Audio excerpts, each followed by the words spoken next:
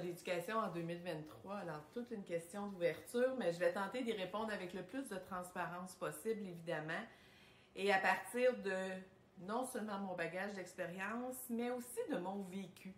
Vraiment, en tant que petite fille à l'école primaire, je vais remonter aussi loin que ça. Pourquoi? Parce que au fil des ans, évidemment, j'ai tenté de comprendre tellement de choses, tellement de changements dans notre éducation, puis ça me ramène toujours à mon enfance. Pourquoi? Parce que, bon, je vous parle de mon primaire, là, c'est 45 ans et plus là, de passé, là. Et ce que je demande toujours aux gens que je côtoie qui travaillent dans le domaine de l'éducation, c'est: mais mon Dieu Seigneur, qu'est-ce qui s'est passé entre mon enfance et aujourd'hui? Et je vous explique pourquoi. Je me rappelle, il y a, comme je vous dis, 45 ans et plus, il y avait un garçon dans ma classe, que je ne nommerai pas évidemment, mais ce garçon-là était un garçon qui se désorganisait solide pendant les heures de cours. C'était le garçon qui était toujours assis, exclu là, dans la classe. Il y avait son pupitre dans un coin de classe. Puis, oups, un matin, on arrivait, puis ce qu'on savait, c'est que son bureau était rendu en arrière de la classe parce qu'en avant, ça ne fonctionnait pas. On le mettait d'un sens, de l'autre sens. Bref, ce garçon-là, ça ne fonctionnait pas. Et je me rappelle de lui, pourquoi? Parce qu'il était l'exception dans la classe. Et évidemment, le directeur venait souvent le chercher, il passait des journées dans sa classe, mais n'en demeure pas moins que c'était un enfant qui était tellement drôle et qui venait chercher l'attention qu'il avait besoin par ses niaiseries qu'il pouvait faire. Par moi, je me rappelle, j'étais la petite fille très, très gênée, très discrète, assise à ma place, à jamais dire un mot, peur de déranger. Moi, j'étais un peu à l'extrême de lui, si on peut dire, mais mon Dieu Seigneur, que je me rappelle des fous rires que j'ai eus grâce à lui, je dirais, parce que c'était des moments que je me souviens qui étaient drôles pour moi dans ma vie.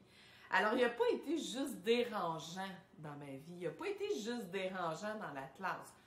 Probablement pour l'enseignante, c'est sûr, et les enseignantes, parce que cet élève-là m'a suivi pendant quelques années. Je ne sais pas pourquoi, mais j'ai souvent été dans sa classe. Et évidemment, arrivé au secondaire, je l'ai comme perdu de vue. Pourquoi? Moi, je pense que c'est un élève qui a abandonné l'école très rapidement. Bref, tout ça pour vous dire que il y a 45 ans, l'enfant était ce qu'il est aujourd'hui. Hein? Et moi, ce que je dis toujours, c'est arrêtez de croire et de vouloir, de croire que l'enfant peut changer et de vouloir de changer. Pourquoi? Parce que c'est tout son environnement, c'est l'environnement qu'on lui offre, c'est la qualité de vie familiale qu'on lui offre, c'est ce que la société lui offre qui fait ce qu'il est devenu, ce qu'il est rendu aujourd'hui. Alors, l'enfant n'est pas responsable du résultat qu'il est aujourd'hui. Alors ça, il faut se le dire, ça, pour moi, ça, c'est important. Et moi, une phrase que je dis souvent, c'est le problème, c'est pas les enfants qui ont des difficultés ou des besoins particuliers aujourd'hui. Le problème, c'est l'adulte qui n'arrive pas à trouver des solutions. Et encore pire, c'est l'adulte qui n'a pas conscience qu'il fait partie du problème. Et oui, on fait partie du problème. Les adultes, la société font partie du problème de l'enfant d'aujourd'hui. Alors, c'est sûr que le travail, moi, je pense là, que c'est de tourner autour du pot que de travailler juste sur l'enfant lui-même. Il faut travailler sur les adultes qui l'entourent et à commencer par la parentalité. Ça, c'est... On ne peut pas aller à l'encontre de ça. Alors, qu'est-ce que je pense de l'éducation en 2023? Mais moi, je pense que tant et aussi longtemps que les adultes ne se mobiliseront pas, tant et aussi longtemps que les instances qui font partie des décisions au niveau de l'éducation ne se mobiliseront pas et n'accepteront pas et ne mettront pas les moyens en place pour intervenir là où il y a le bobo, je pense qu'on s'en va vers quelque chose de catastrophique.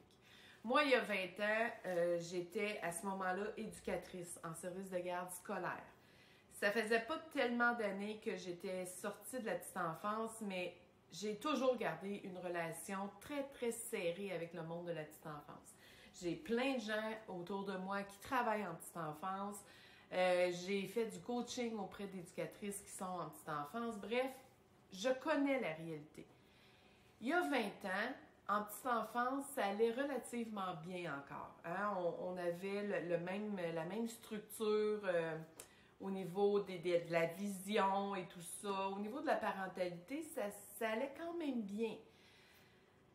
Et à cette époque, il y a 20 ans, où on appelait les fameux enfants rois, hein? Vous savez, moi j'ai toujours dit, il n'y a pas d'enfants rois, il n'y a que des parents valets. Mais bref, c'est l'époque où il y a eu un bond là, exponentiel au niveau de, l'enfant, c'est l'enfant roi qui veut tout.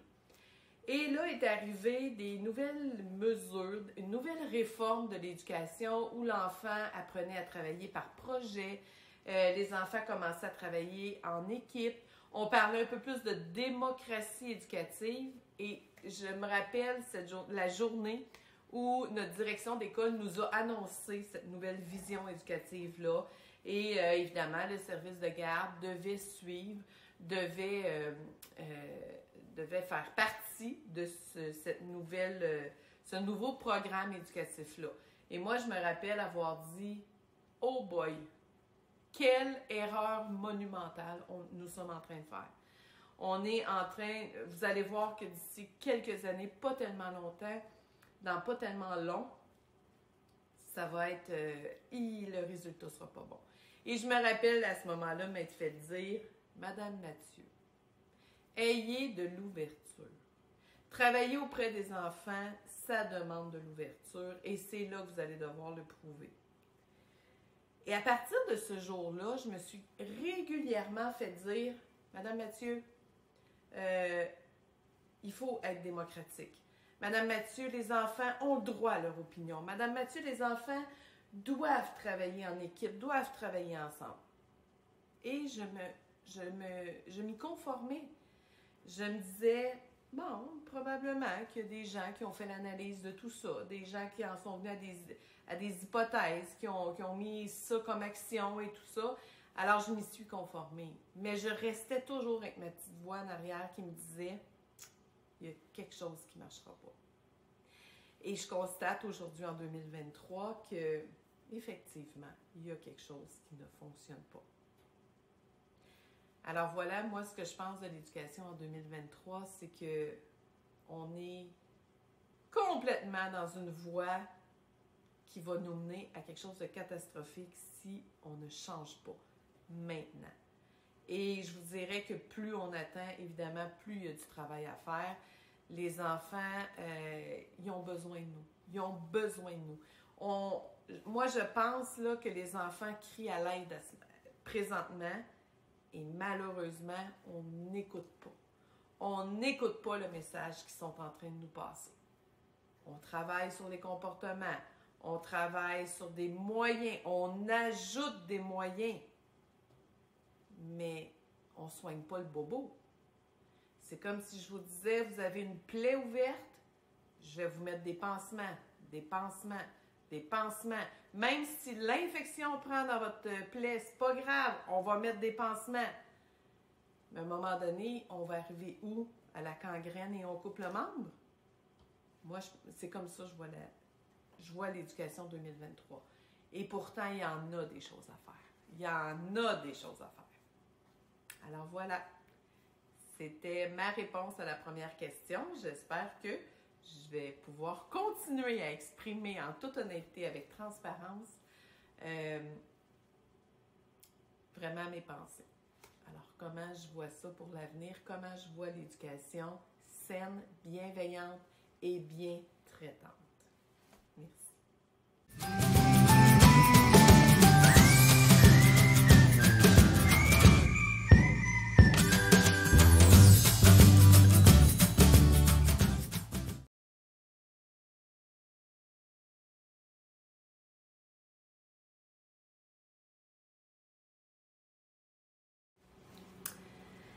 Est-ce que les parents ont un impact important sur l'éducation de nos enfants dans nos milieux? Alors, service de garde scolaire, petite enfance, milieu familial, peu importe où se retrouvent les enfants, est-ce que les parents ont une importance si capitale? Et moi je vous dirais que c'est la raison. C'est la raison. Les dernières années ont fait que les familles, les statuts familiaux ont changé. Les valeurs familiales ont changé. Le contexte familial a changé. La vision familiale a changé. Alors, c'est sûr que je me rapporte encore à quelques années où les familles étaient plus nombreuses, où les familles se côtoyaient plus. Alors, même si on n'avait pas des familles immédiates là, de 7, 8, 9, 10 enfants, la famille rapprochée était quand même importante dans la vie. Alors, qu'est-ce que ça faisait? Bien, on se réunissait. Alors, les cousins, les cousines étaient là, les oncles, les tantes. Si un enfant, pendant le souper de Noël, faisait quelque chose de pas correct, avait une attitude ou un comportement déplaisant, ben la mamie, le papy, l'oncle, la tante pouvaient dire à l'enfant « Hé, non, non, non, non, là, ça, on fait pas ça. » Entre cousins et cousines, les liens se créaient. Alors, la sociabilisation se faisait aussi au sein de la famille immédiate. Maintenant, c'est plus ça. On est un peu éclaté, hein? Même au niveau des parents. Alors, les parents sont éclatés, les familles ont éclaté. Dans la vie d'un enfant, rentre un beau-père, une belle-mère. Le lendemain, oups, ces enfants-là tombent avec des nouveaux demi-frères, demi-sœurs. Oups, au bout de 6 mois, ça ne fonctionne plus. L'enfant perd les liens qu'il avait établis avec ses nouveaux demi-frères, demi-sœurs, parce qu'on ne s'en cachera pas. Hein? Les enfants, très tôt, là, commencent à donner des titres aux gens qui rentrent dans leur vie. À la maison, les premiers repères, les premiers ancrages devraient être créés là. Est-ce qu'il y en a encore beaucoup? Je peux comprendre le papa ou la maman qui a son enfant une semaine sur 2. Le changement de garde se fait le vendredi. Le jeudi soir, l'enfant fait une colère, fait une crise parce que, bon, bref, un refus, une émotion une émotion mal vécue. Bon, l'enfant fait une colère, le parent le gronde, le couche et tout ça. Le lendemain matin, ça va être le changement de garde. L'enfant va partir avec son petit sac à dos pour l'école, pour la garderie, avec ce que ça lui prend pour la semaine d'après. Et je peux comprendre le parent que ça lui tente peut-être pas de faire un retour sur la crise d'hier, ça lui tente peut-être pas de sévir, de mettre des conséquences à un comportement, au comportement. Pourquoi? Ben, il est sur le point de dire bye pour une semaine à son enfant. Pendant ce temps-là, l'enfant perd énormément d'ancrage, il perd énormément de points de repère.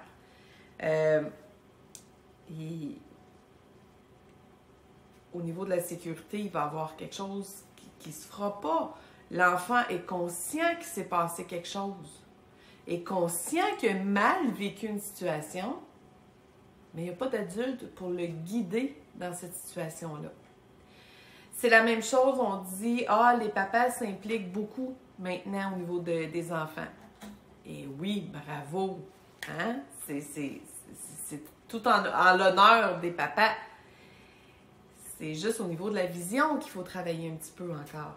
Hein? Combien de papas vont essayer d'être très cool avec leur garçon et pour leur fille, c'est leur princesse. Alors, ils partent déjà avec une vision et un petit peu, avec un peu de laxisme dans tout ça. La maman, c'est connu.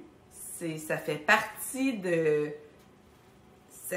l'évolution de l'homme, ça fait partie des responsabilités humaines.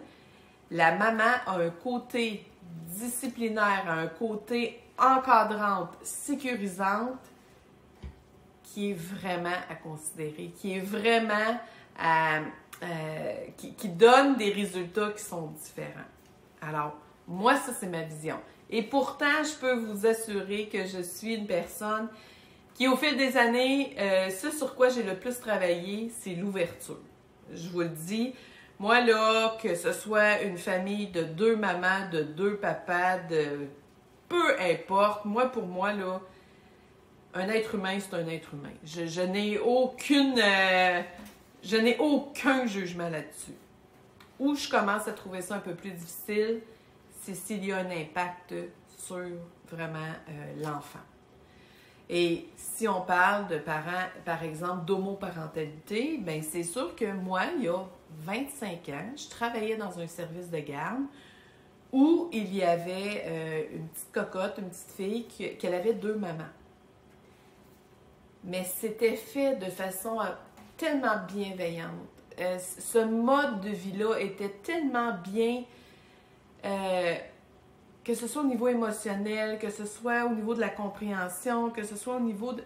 C'était tellement bien fait auprès de l'enfant que c'était un enfant, wow! Mais probablement que cet enfant-là avait la personnalité aussi pour vivre cette situation-là. Alors, c'est sûr que, est-ce que l'éducation part à la maison? Tout à fait, à 150%. Et quand je vous disais tantôt, les instances qui entourent les structures éducationnelles et tout ça, l'organisation devrait vraiment apporter autant d'aide à la parentalité qu'ils en apportent aux enfants. Et je m'explique.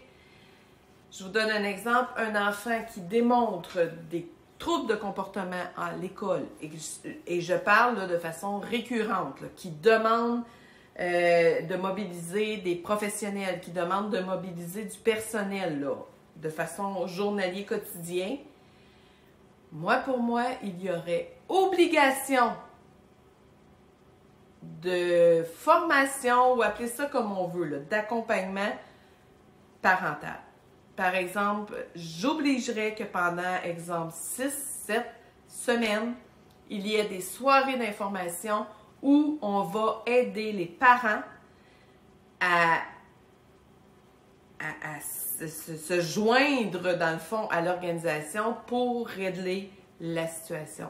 Parce que ce qu'on se rend compte, c'est que souvent, l'enfant qui se désorganise de façon journalière, à la maison, il y a des choses qui ne sont pas faites. Et c'est là que ça part.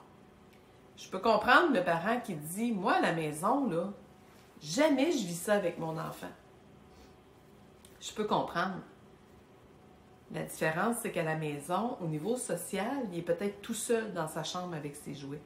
Il est peut-être juste avec son petit frère ou sa petite sœur qui veut rien savoir de jouer avec lui. Il est peut-être avec son grand frère ou sa grande sœur qui n'a pas non plus d'intérêt à jouer avec lui. Alors que lorsqu'il arrive à l'école, on lui demande, on lui impose un savoir-vivre. On lui impose d'avoir une attitude acceptable en société. Et il est démuni. Il est démuni parce que il le vit juste à l'école. Et ça ne fait pas son affaire parce que c'est pas facile d'acquérir les savoir-vivre et les savoir-être acceptables. C'est pas facile. Donc, oui, ça part de la maison. Votre enfant vit une situation problématique en service de garde. Avant d'accuser les gens qui passent la journée avec lui, je pense qu'il est essentiel de se recentrer sur nous-mêmes et de regarder c'est quoi mon attitude comme parent? C'est quoi mon approche au niveau de l'éducation de mon enfant? Et qu'est-ce que je peux faire? Comment je peux apporter mon soutien à l'école? Et n'hésitez pas à aller chercher de l'aide. Il y a des gens qui ont la compétence de le faire. Alors moi, je pense que la problématique que nous vivons actuellement en 2023 au niveau de l'éducation, oui, c'est triste à dire et c'est sans accusation, c'est sans jugement. C'est vraiment, des fois c'est inconsciemment, mais oui, ça part de la maison. Faut arrêter de croire que c'est le système de l'éducation qui est mal, qui est pas bien au niveau de... Et là, je parle évidemment au niveau comportemental, savoir-vivre, savoir-être, OK? Je parle pas au niveau des apprentissages encore. Je parle pas... Il y a des choses que, oui, le système de l'éducation devrait mettre en place, mais moi, je parle au niveau des comportements qu'on rencontre, là. Des enseignants qui se font frapper, des éducateurs, des éducatrices qui se font cracher dessus, des enfants qui font des crises à battre les autres, à revirer des chaises à l'envers, des tables à l'envers. C'est un manque de savoir-vivre, c'est un mal-être, c'est un manque de savoir-faire. Et il faut agir avec ces enfants-là. Et oui, ça part de la maison. Moi, quand je dis à un enfant, à l'heure du dîner, tu restes assis, tu peux jaser avec tes amis, mais tu ne te promènes pas, ben moi, dans ma tête, je suis en train de lui dire, quand tu vas arriver au restaurant, je pense pas que les propriétaires de restaurants vont accepter que tu te lèves et que tu cours partout. Alors, c'est mon rôle de lui apprendre qu'il doit rester assis pendant quelques minutes. C'est la même chose à la maison. Les savoir-être, les savoir-faire commencent à la maison. Et ensuite, les savoirs, hein, les connaissances que l'enfant va acquérir, oui, ça va relever de nos milieux de l'éducation.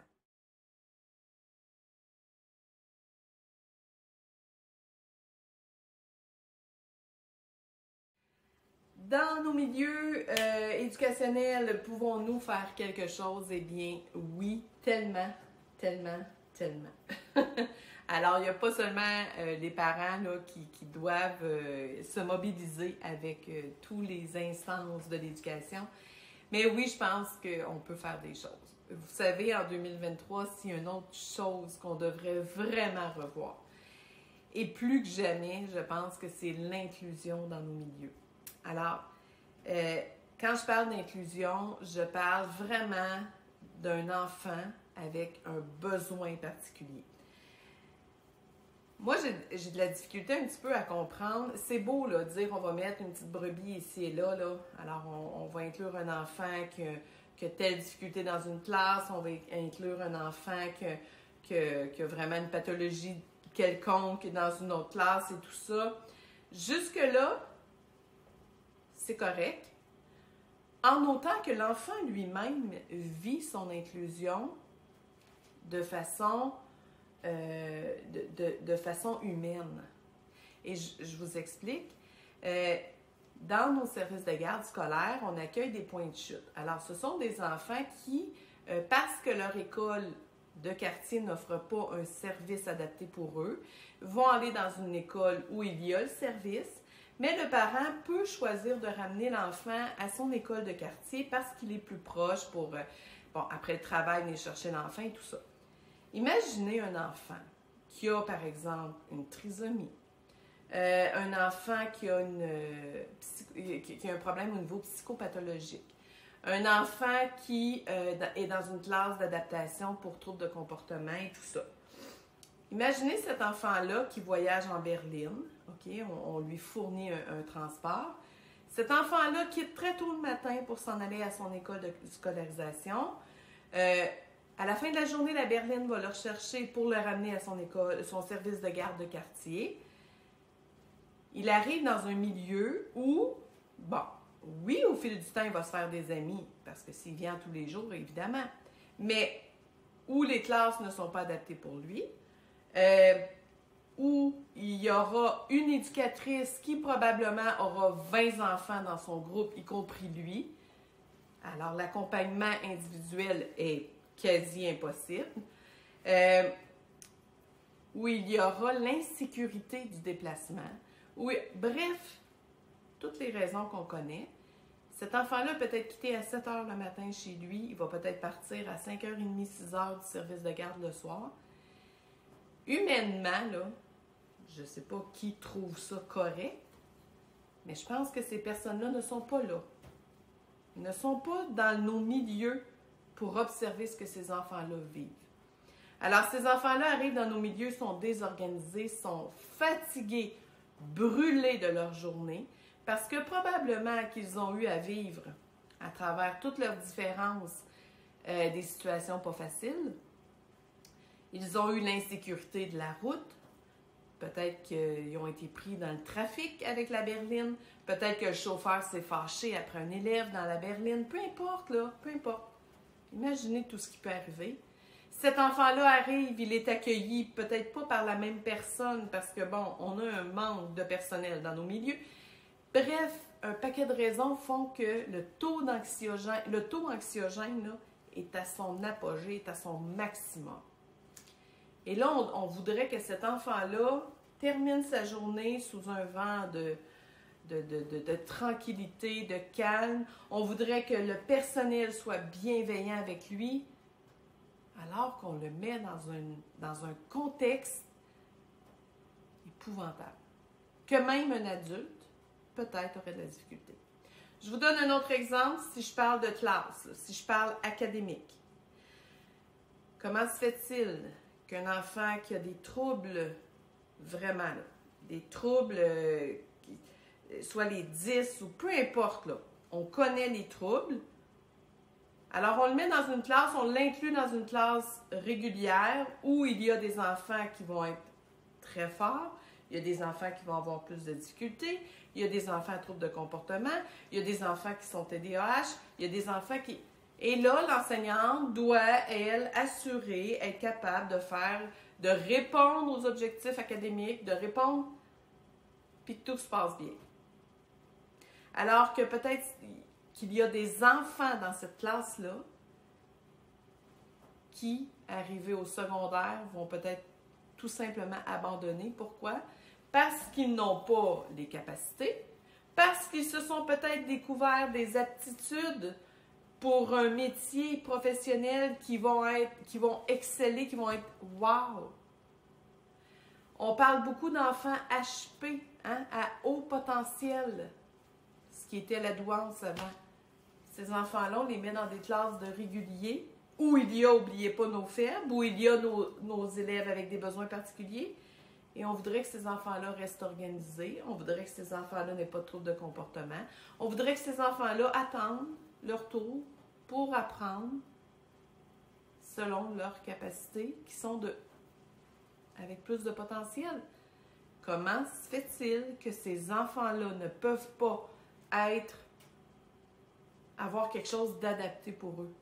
Ça va faire quoi rendu au secondaire? L'intérêt pour l'école va être pout. Moi, c'est ma vision. Alors, là où l'organisation éducationnelle, les instances doivent agir, c'est dans la structure des classes académiques. C'est là qu'il doit y avoir quelque chose de fait et maintenant. Non seulement ça va redonner la motivation aux enseignantes et aux enseignants de répondre aux besoins réels, mais ça va conduire, on parle de démocratie, là, on parle de répondre à des besoins, on parle de bienveillance. Ben, je m'excuse, la bienveillance commence par répondre au profil de l'enfant, vraiment. Arrêtons de dire que parce qu'on met un enfant qui a des troubles dans une classe régulière, que cet enfant-là va vivre juste du succès. C'est faux. C'est faux. Non seulement il ne se sent pas à sa place, il ne se sent pas à la hauteur des autres. La confiance en lui est en jeu, l'estime de lui-même. Bon, ce que j'ai entendu dernièrement et qui je suis 100% d'accord avec cette personne-là, sans le nommer, ce qu'il dit pour la confiance en soi et l'estime de soi, c'est « attendons pas d'en avoir pour vivre des succès. Il faut vivre des succès pour en avoir. » C'est ça, la confiance en soi. Alors, si on adapte la classe, l'environnement à ces enfants-là, ils vont développer la confiance en soi, ils vont vivre des réussites. Et c'est ce qu'on veut, qu'ils vivent des réussites. Alors, arrêtons de dire que tout va bien aller puis qu'on va améliorer leur situation. C'est faux. J'ai hâte qu'il y ait des gens qui prennent des décisions, qui viennent s'asseoir dans nos classes. Pas une journée, pas une semaine. Venez passer 2 mois. Passez 2 mois dans nos écoles. Vous allez voir que quand des enfants s'écrient, dernièrement, c'est épouvantable. J'ai entendu un adolescent dans une école secondaire qui a voulu se suicider en sautant de la mezzanine du 2e. Tête première. Il sera probablement paralysé toute sa vie. Non, il ne s'est pas enlevé la vie. Ça n'a pas fonctionné, son plan. Mais il va être hypothéqué le restant de ses jours. Alors, qu'attendons-nous pour répondre à ces élèves-là? J'irais même jusqu'à dire, on va faire des écoles pour les enfants à besoins particuliers. Tu es un HP, tu vas être dans une classe de HP où l'enseignante va te faire vivre des choses extraordinaires qui vont te faire avancer. Tu vas peut-être devenir un astronaute, je ne sais pas, mais on va avoir répondu à tes besoins. Tu es un enfant qui a une dyslexie, dysprasie, dysphasie. Tu vas être dans une classe où tout le matériel technologique va être adapté pour toi. Tu vas avancer toi aussi. Et non seulement les classes vont être adaptées pour le besoin, mais des équipes multidisciplinaires doivent être là sur place constamment. Comment voulez-vous qu'une psychoéducatrice, qu'une psychologue puisse accompagner, soutenir un enfant, la famille, si elle ne voit l'enfant qu'une demi-journée semaine à l'occasion? Et si on a une chance qu'elle soit là pendant qu'une crise qui éclate, tant mieux. Sinon, ça va passer à la prochaine crise, la prochaine fois qu'elle sera là. C'est pas normal. C'est pas normal. Alors, centralisons les ressources, les services. Je pense qu'on en est rendu là maintenant. Alors ça, c'est mon humble vision, mais je pense que c'est ce qu'il faut faire. Si vous avez des soins de santé à avoir, que vous allez à l'hôpital pour des troubles cardiaques, est-ce qu'on va aller vous mettre à la pouponnière ou en pédiatrie? Il y a des chances qu'on vous envoie à l'unité des maladies cardiovasculaires. Hein? Pourquoi? Parce que le personnel qui est là est formé pour ce que vous avez. Le matériel qui est là est adapté aux besoins parce que tout est à proximité et on répond vraiment à vos besoins. Alors, vous voyez, en éducation, c'est la même chose. Répondons aux besoins réels et apportons le soutien réel. Arrêtons d'inclure dans des groupes des élèves qui ont assurément de belles aptitudes, assurément des forces, ça c'est sûr, mais qui en même temps, au niveau des apprentissages, le résultat va être quoi? C'est que plusieurs enfants vont être tirés vers le bas parce qu'ils ne peuvent pas accroître leur capacité académique parce que les enseignants, le personnel se concentrent sur les enfants qui n'arrivent pas à répondre aux objectifs et qui ne le feront peut-être jamais. Maintenant, je sais qu'il y en a peut-être qui doivent se dire, es-tu... Voyons donc, ça paraît qu'elle n'a peut-être pas d'enfant avec des besoins particuliers, elle n'a peut-être pas... Je peux comprendre. C'est légitime que vous puissiez penser ça. Moi, ce que je vous dis, c'est que c'est pas nécessaire d'être coulé dans le ciment, là. Hein? Un enfant qui rentrerait dans une école adaptée à ses besoins, où il y a une équipe multidisciplinaire qui peut s'occuper de lui, ça se pourrait-tu qu'à force de vivre des réussites, qu'à force d'être outillé, hein, le temps qu'il va être outillé pour arriver à reprendre le dessus, à reprendre le retard, ça se pourrait que dans son plan d'intervention, dans 1 an, dans 2 ans, on lui dise « Hey, tous les efforts que tu as faits et les résultats que ça donne, ben voilà, oui, tu peux t'en aller au régulier maintenant. » Alors oui, tu vas être en mesure de répondre aux objectifs demandés sans, pour autant, avoir la lourdeur de dire l'enseignante doit s'occuper juste de toi et ignorer les autres élèves. Parce que de répondre à un besoin, ben souvent, c'est d'en éteindre un autre. OK? Alors, une autre citation que je dis souvent, c'est à trop se préoccuper de ce que l'enfant veut aujourd'hui, on oublie complètement ce qu'il sera demain. Et ça, là, il faut se le dire. Hein? Élever des enfants, éduquer un enfant, c'est justement l'élever pour qu'un jour, ce soit un membre de la société respecté, respectable et surtout qui soit en mesure de s'adapter à la société. Pas arriver dans une société adulte avec des frustrations, avec des carences de toutes sortes. C'est pas ça qu'on veut. C'est pas ça qu'on veut pour nos enfants. Alors voilà, pour moi, répondre à la question, est-ce que les instances de l'éducation, les gens qui travaillent autour de tout ça peuvent faire une différence? Oui. En adaptant les programmes, les milieux, la structure, le niveau de capacité des classes et tout ça, c'est clair. Moi, je suis certaine que si on poserait la question à une enseignante, qu'est-ce que tu souhaiterais? Avoir une classe de 20 avec une clientèle très, très fluide, là, tu sais, là, que de tous les genres, là. Autant TDAH, troubles de comportement, bon, ou une classe de 30 avec des élèves de même niveau, hein? S'ils sont faibles, sont faibles. S'ils sont moyens, sont moyens. S'ils sont hauts, c'est élevé. Et je suis certaine que les enseignantes répondraient, je préférerais avoir une classe de 30 avec des élèves qui sont en mesure de suivre et qui sont à la même place.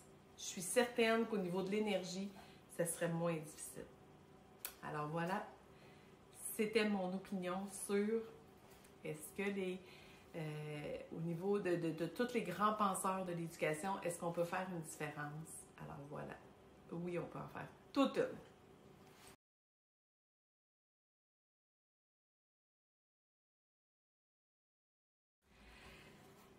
Eh bien, à cette dernière question, est-ce que les éducateurs, les éducatrices en service de garde doivent revoir leur qualité, leur aptitude, leurs compétences, leur...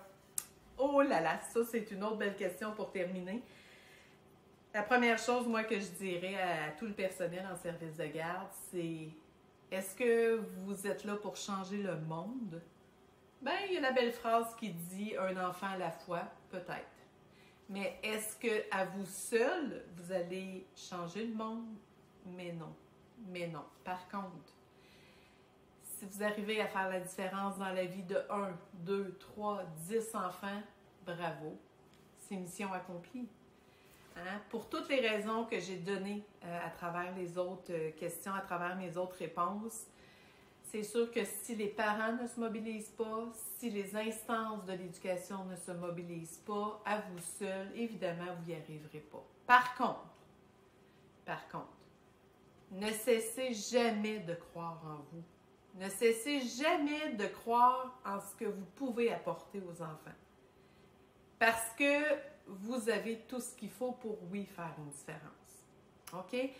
Alors, c'est sûr que, est-ce que tout le monde a les compétences et les attitudes pour le faire?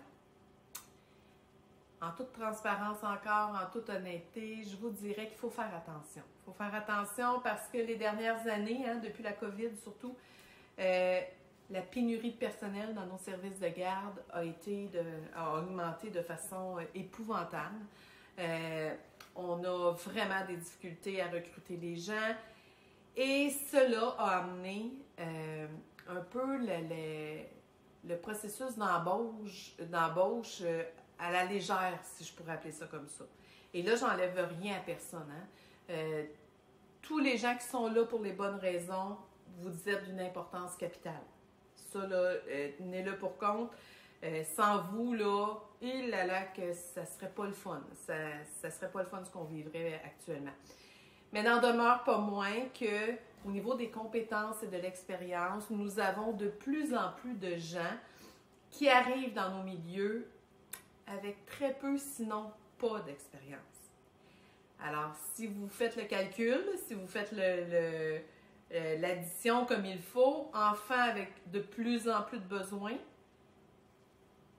versus éducateur, éducatrice avec moins d'expérience et de compétences, ben c'est sûr que ça ne fait pas un beau mix.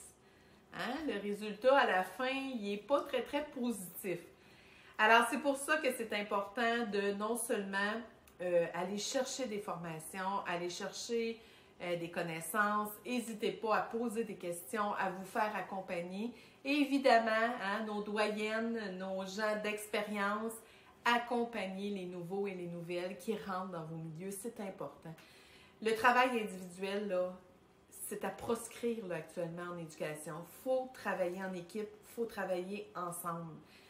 C'est essentiel. Maintenant, moi, je pense qu'il faut rester dans nos valeurs collectives, dans nos valeurs sociales. Alors, le respect, c'est non négociable. L'engagement, c'est non négociable. La loyauté, au niveau de l'enfant, évidemment, la bienveillance.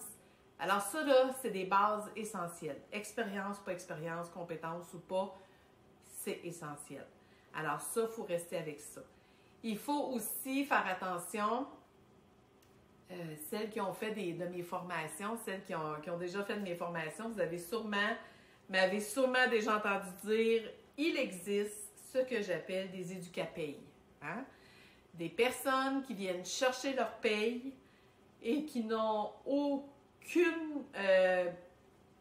ils ne ressentent aucune responsabilité face à l'éducation des enfants. Pourquoi?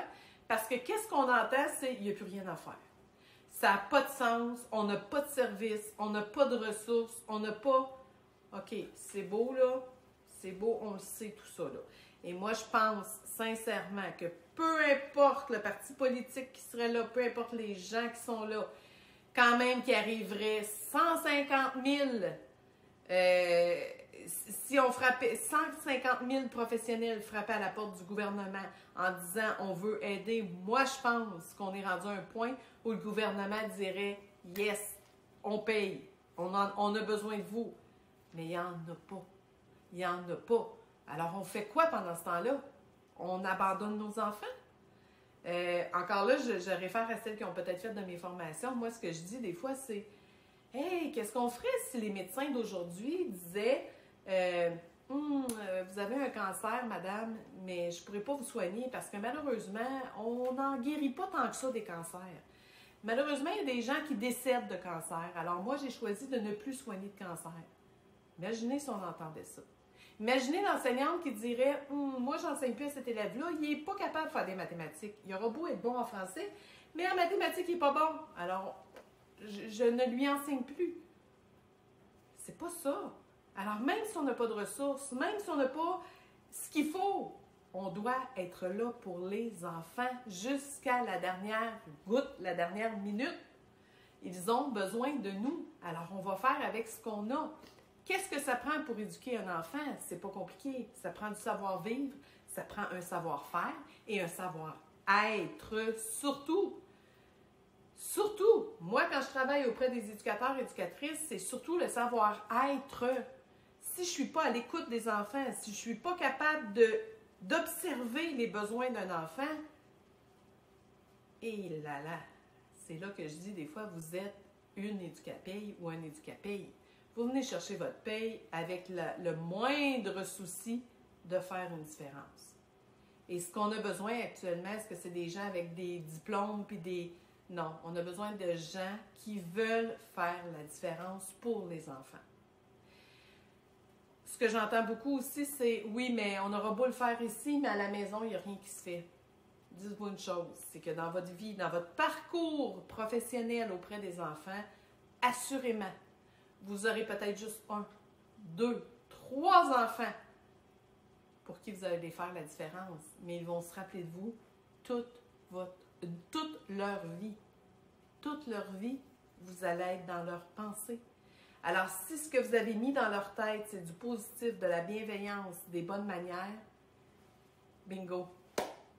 Toute leur vie, dès qu'ils vont faire quelque chose de bienveillant, qu'ils vont faire quelque chose de significatif pour eux, pour leur famille, pour la société, ça viendra peut-être de vous. Alors voilà, On a besoin de vous dans nos services de garde. On a besoin de vous. Les enfants ont besoin de vous.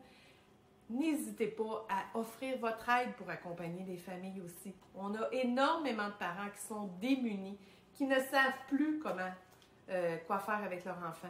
Ils sont conscients qu'il y a un problème parce que l'école, la garderie les appelle constamment. À la maison, ils ne vivent pas ce problème-là. Ils ne savent plus quoi faire. Alors, vous devriez avoir les attitudes et ce qu'il faut pour les accompagner. N'hésitez surtout pas. Alors voilà, c'était la réponse à ma question. Et je sais que le questionnaire, j'ai répondu à plusieurs de vos questions. J'en ai encore beaucoup à répondre, mais bon, je ne veux pas que ça s'éternise trop longtemps non plus. Je referai des vidéos avec vos questions éventuellement. Mais j'espère avoir répondu à certaines questions. C'est sûr que c'était assez subjectif parce qu'en fait, vous me demandez ce que moi je pense de telle situation ou de telle problématique. Mais n'oubliez jamais que sans vous, ben, c'est sûr que ça serait encore pire. Là, hein? Ça serait vraiment catastrophique.